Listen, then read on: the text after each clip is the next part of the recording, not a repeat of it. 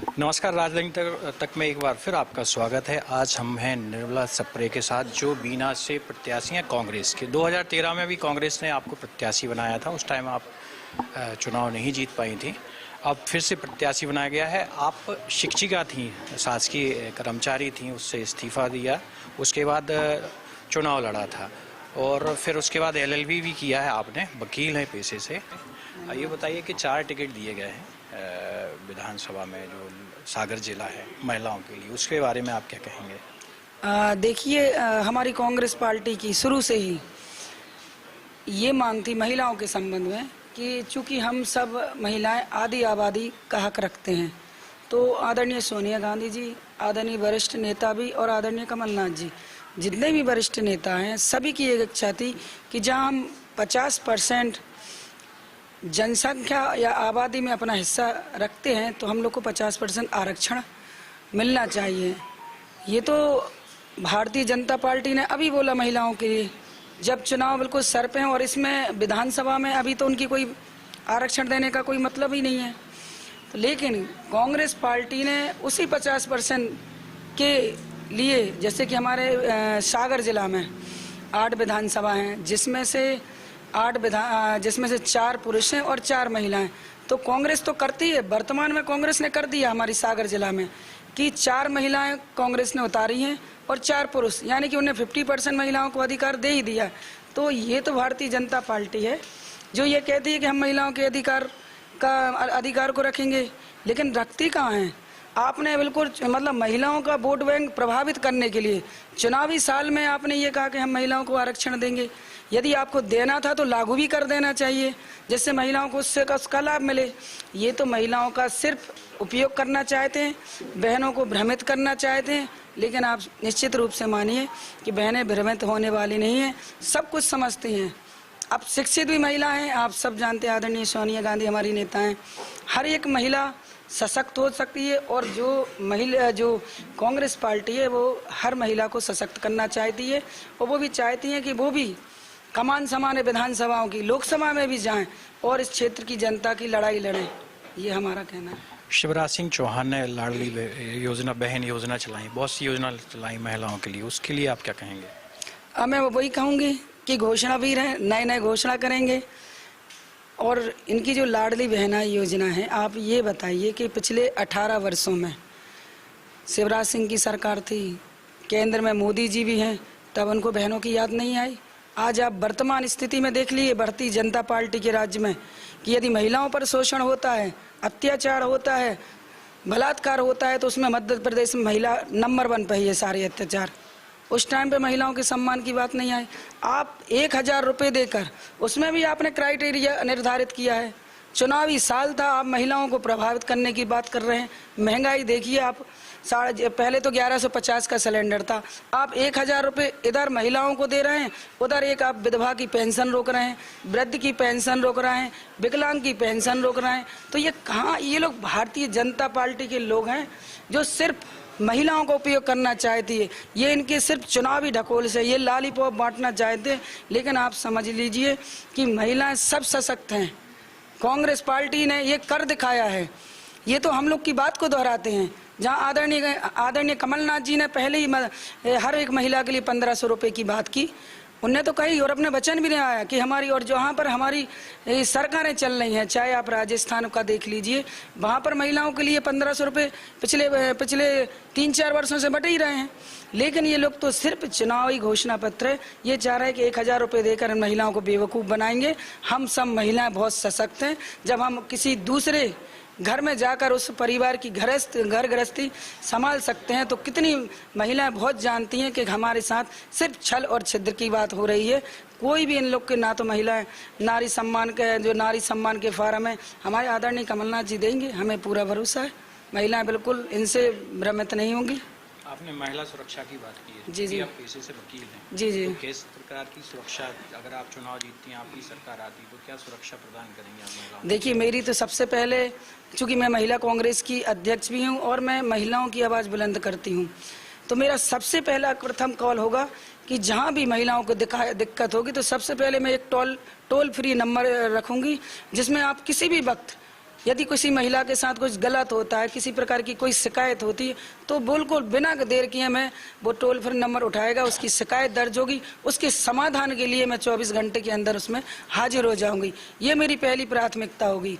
दूसरी, यदि किसी महिला के साथ या किसी बेटी के साथ कोई अत्याचार होता है, बलात्कार जैसी घटनाएं होती, इस पर मेरा बिल्कुल कड़ा मेरा उसके प्रति रुझान होगा।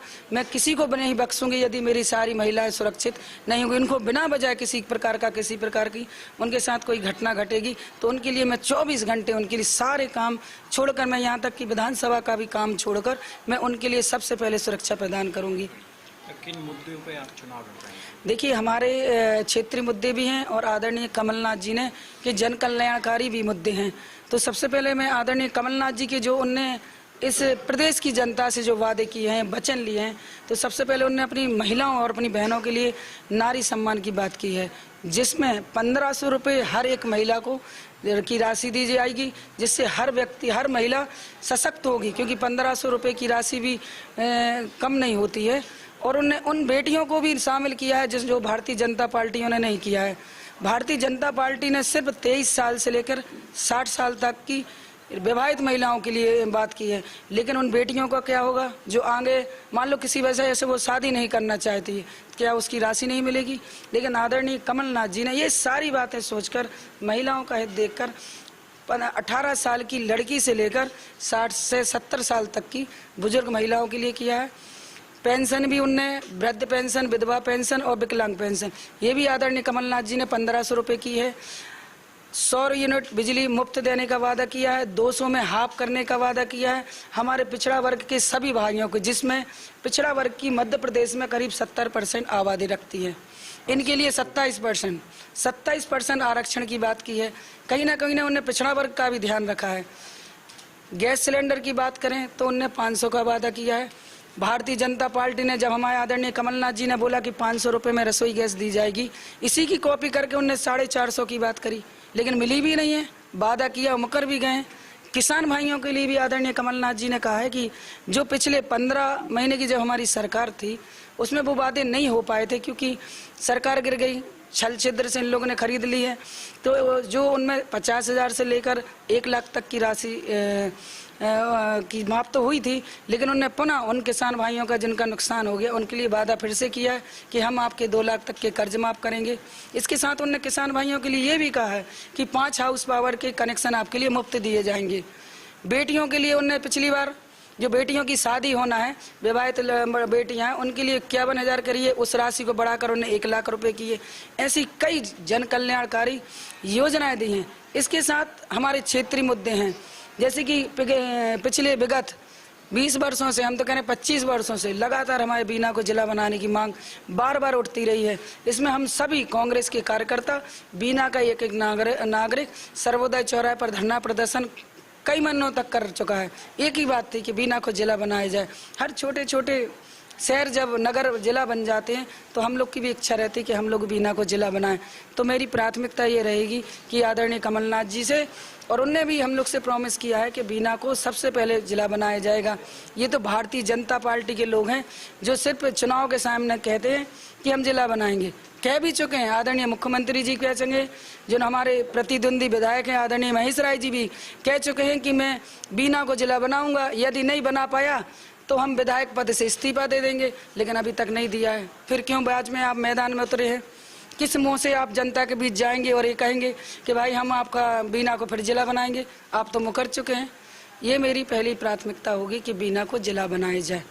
दूसरी हमारी प्राथमिकता ये होगी कि बीना रिफाइनरी एक बहुत बड़ा उद्योग है और उस टाइम पर प्रॉमिस किया गया था, ये हमारी कांग्रेस की ही देन है। आदरणीय नरसिंह राय जो उस टाइम पे प्रधानमंत्री थी, उनने नींव रखी, मनमोहन सिंह ने उसका उद्घाटन किया। तो उनकी यही प्राथमिकता थी कि बीना का, चूँकि जब कहीं उद्योग लगता है तो ये रहता है कि वहाँ के क्षेत्रीय लोगों को रोजगार मिले, जिससे किसानों की भूमि का अधिग्रहण हुआ है उनके एक एक परिवार को नौकरी मिले।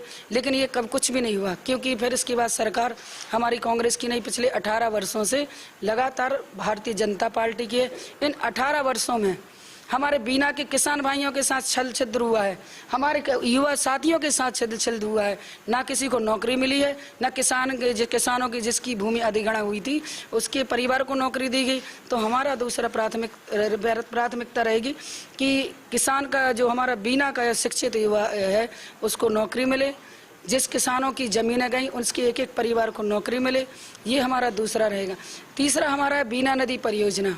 आदरणीय कमलनाथ जी जब केंद्र में थे तो उनने हम लोग के सभी के रिक्वेस्ट पर उन्होंने एक ही बात करी थी कि बीना नदी का पानी अगर हम यूज करेंगे तो बीना जो नहर निकलेगी वो बीना के आजू बाजू किसानों को के खेतों को सिंचित करती हुई निकलेगी। लेकिन भारतीय जनता पार्टी के जो वर्तमान में मंत्री जी हैं यहाँ पर भूपेंद्र सिंह जी और यहाँ पर जो हमारे महेश राय जी हैं, इन लोगों ने दोनों ने साठगांठ करके हमारे किसान भाइयों के साथ छल छिद्र किया है। 40 गांव के किसानों के गांव काटे गए हैं और उस नहर को मोड़कर उल्टा सीधा नक्शा बनाकर खुरई कर दिया है। हम ये नहीं कहते हैं कि खुरई के लोग हमारे अपने नहीं हैं, लेकिन मेरे बीना के किसानों के साथ ऐसा क्यों हुआ है ये तो बात वही तय करेंगे। तो मेरा तीसरा ये मैटर रहेगा कि बीना नदी परियोजना में जिन 40 गांव को काटा गया है उनको पुनः जोड़ा जाए, ये मेरा तीसरा रहेगा। चौथा ये भी रहेगा कि हमारे यहाँ स्वास्थ्य व्यवस्था काफ़ी गड़बड़ है। आप वर्तमान में आप जाएंगे तो अस्पतालों में डॉक्टरों की भारी कमी है।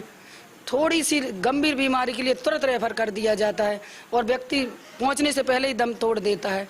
जहां 100 करोड़ की आपने कोविड अस्पताल खोली थी यहाँ पर टेम्परेरी तौर पर, उसमें एक भी मरीज वहां पर एडमिट नहीं हुआ था, लेकिन वो 100 करोड़ गए कहाँ? आज आप वर्तमान में देखेंगे तो वहां अस्पताल का नामो निशान नहीं है।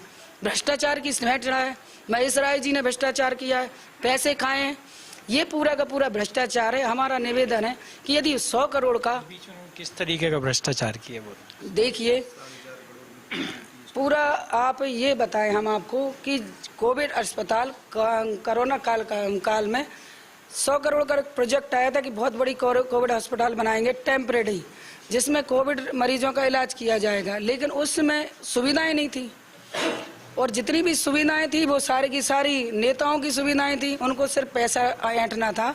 अगर उतना ही पैसा हमारी सरकारी हॉस्पिटल में खर्च कर देते तो एक बहुत बड़ी हॉस्पिटल बन सकती थी, बहुत सारे मरीज उसमें एडमिट हो सकते थे, बहुत सारी सुविधाएं मिल सकती थी। ये नहीं। अब मैं आपको अगली बात कहना चाहती हूँ कि जैसे बिना में स्वस्थ शिक्षा व्यवस्था नहीं है। हम लोग को जो हमारे शिक्षित युवा हैं इनको कोचिंग करना है, स्पेशल कोचिंग करना है, इसके लिए कोई व्यवस्थाएं नहीं है, ना कोई कॉलेज है। तो हमारी चौथी रहेगी, हमारा ये रहेगा कि पहले तो हमारे महाविद्यालय है जो अभी दूसरी जगह से संबंधित है, तो काफ़ी दूर है, तो हमारा रहेगा महाविद्यालय को विश्वविद्यालय का दर्जा दिया जाए, मेडिकल खोला जाए यहाँ पर, ये रहेगा जिससे हमारे युवा साथी हैं वो रहेंगे। तो मेरा तो ये है कि ये हमारी सारी योजनाएं, आप सौंदर्यीकरण को लीजिए, सुलभ शौचालय को लीजिए, रोडों की समस्याएं हैं, ये सारी समस्याएं हैं जिनको मैं समाधान करके और अपनी बीना के नागरिकों से किए हुए वादों को मैं पूरा करूंगी। कमलनाथ जी की योजना घर घर पहुंचाऊंगी। इन वादों के साथ मैं बीना विधानसभा का चुनाव लड़ूंगी। आपका कहना ये है मुद्दा जो पहला बनाया है वो बनाया है बीना को जिला बनाना है, उसके बाद जो समस्याएं हैं वो आपने बताई दी हैं, इनको लेके ये चुनाव लड़ रहे हैं, यहाँ पे मुद्दे बनाए हैं इसके लिए, और एक भ्रष्टाचार का गंभीर आरोप लगाया है। बस आज इतना ही, अगली खास मुलाकात में फिर किसी के साथ।